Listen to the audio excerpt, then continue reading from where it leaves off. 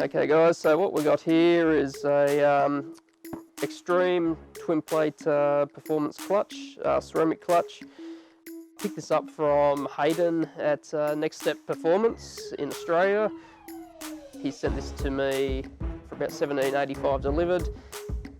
So I'll put a link to Hayden's website in the description. Check that out. So the clutch come with a number of items to throw into the car while I'm there. All new stuff. We've got a new throw-out bearing to pop in there.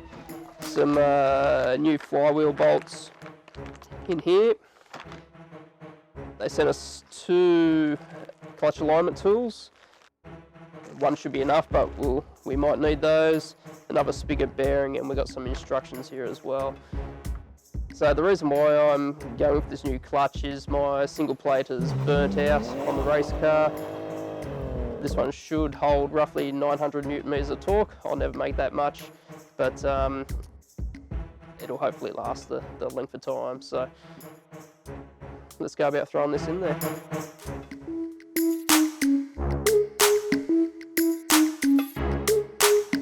What I'm going to show you now is some of the tools that we'll need to do the job. We've got our spanners over here. We're just going to need those to take off exhaust and bits and pieces like that. Brake cleaner for cleaning up the clutch plates and a few other bits and pieces. A bit of Loctite for flywheel bolts. A bit of grease for thrower bearings and the like. We've got our torque wrench here to torque the clutch, the flywheel bolts, things like that. Pry bar just in case. We've got some E-torque sockets, which is what the gearbox is held on with, so we'll utilise those.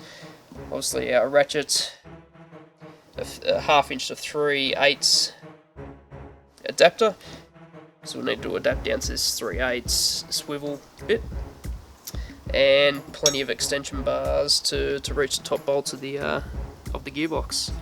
So besides that, we'll just need our standard sockets, and I've got an impact wrench there to help with doing everything else.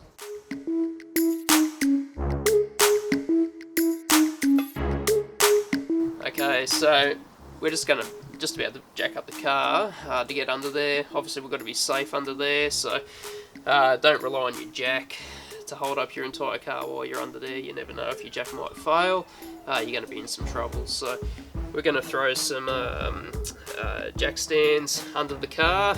The E36 BMW has 4 jack points, primary jack points on the car. Just there's an access point in the side skirts here, and you can jack right up underneath there.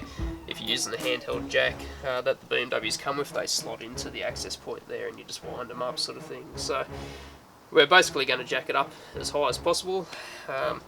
Obviously we're going to be under there pulling the gearbox out and things like that, so we want as much room as possible, and you just want to be as safe as possible with your jack stands there. You can also use the jack as an extra support, just in case one of the jack stands gives out. So yeah, let's get to it.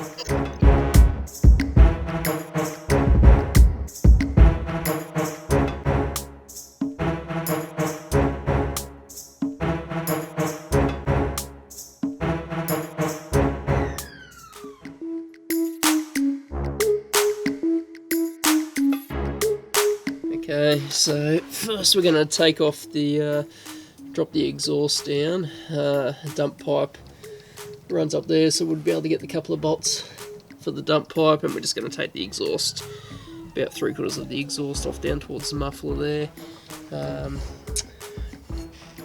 I'll disconnect the O2 wideband sensor so it doesn't get in the way when we pull it out. We won't have to remove that.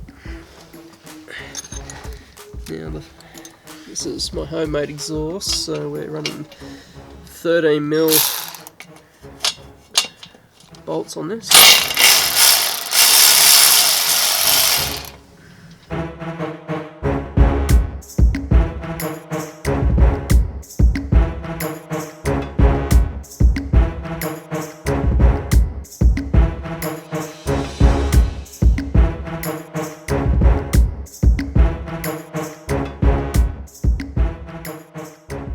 Okay, so just got out the flashlight, just having a bit of a look at things up there while I'm under here. Looks like we've got a little bit of an oil leak, which I believe is from the valve cover, so I've currently got the valve cover off the motor to replace the gasket there, but while we're under here I might clean that up a bit later on.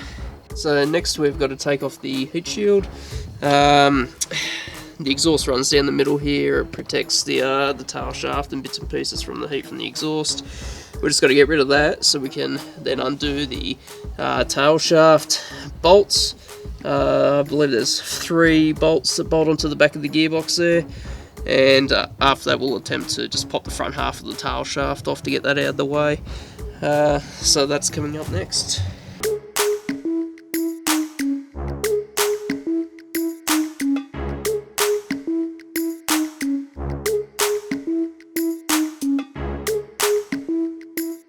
What we'll need to do is pull off the front half of the tail shaft.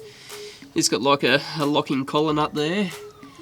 So before I unbolt the front half of the tail shaft from the gearbox, I'm just going to loosen this off with a pair of multi-grips.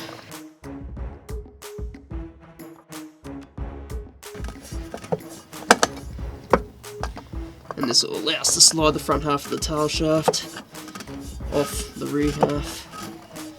Alright, that should be enough. We'll take off the front half of the tail shaft from the gearbox with these 3 18mm bolts.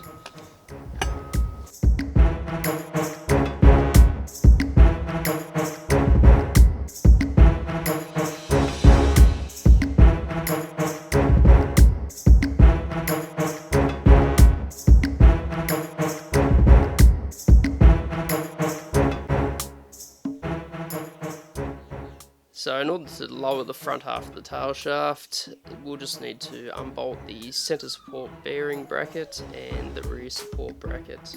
Once you've unbolted those, you can remove that front half of the tail shaft.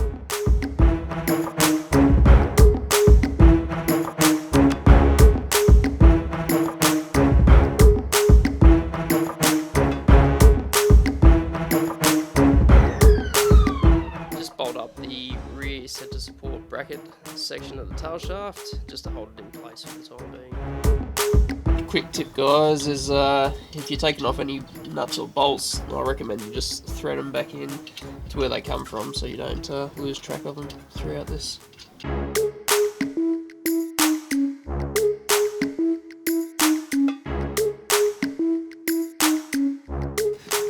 So I'm just removing the slave cylinder just so it's out of the way.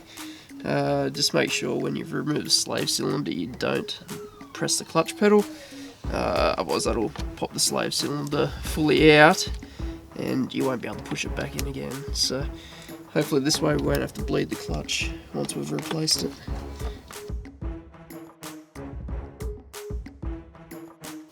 Okay, just a quick tip, we'll just get this slave cylinder and cables for the wideband sensor just out of the way. We'll just zip tie those over here, maybe to the lower control arm if we can.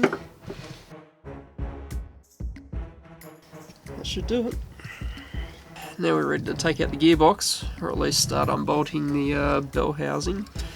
The bell housing is roughly, I couldn't tell you exactly, 8 to 10 bolts of varying sizes of E-torque. Got some smaller ones around the bottom, larger one just there, and then up the top they get larger again. We've also got a couple holding in the starter motor, so you just got to be careful of that. Some starter motors have nuts on the back of them, this one doesn't, so it makes it a bit easier to get the gearbox out and back in again without disturbing the starter motor too much.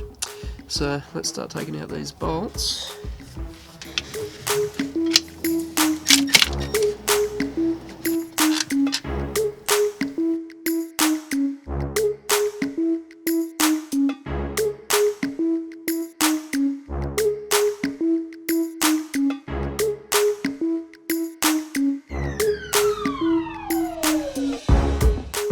Now we're just about to drop the gearbox support brace. That'll give us a bit more access to the top bolts of the on the gearbox bell housing.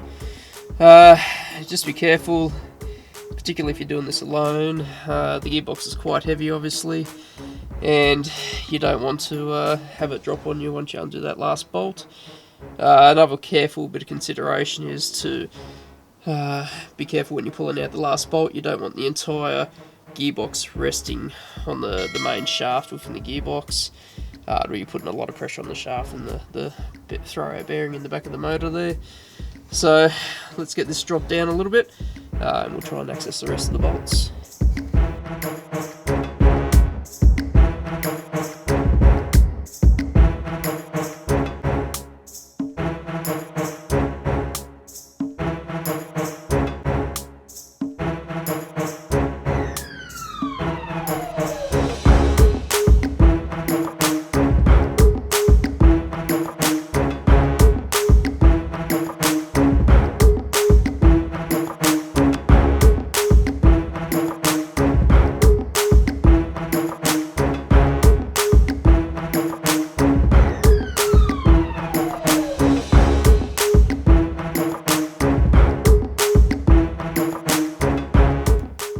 All bolts are now out of the gearbox, so you can either use a pry bar just to lever that gearbox off the back of the engine, or like I did, you can just jiggle the gearbox a bit with your knees and your hands, and eventually it'll pop out. It took me a few goes to get it out, but there we go.